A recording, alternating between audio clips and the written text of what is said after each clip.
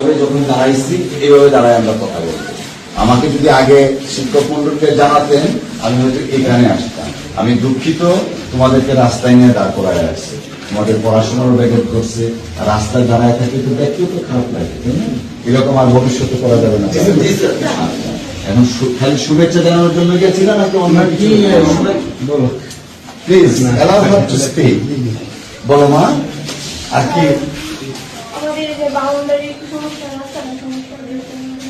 আচ্ছা আচ্ছা, এই গেল ফায়দা বলছে। ছেলেদের মধ্যে থেকে কেউ কিছু বলবা? আসতে দেন একজন, কেউ একজন আসো। ফায়দা মা, তুমি তোমার কাছ থেকে ইয়াতে লাইনে দাঁড়াবে। তোমার নাম কি? আলমি।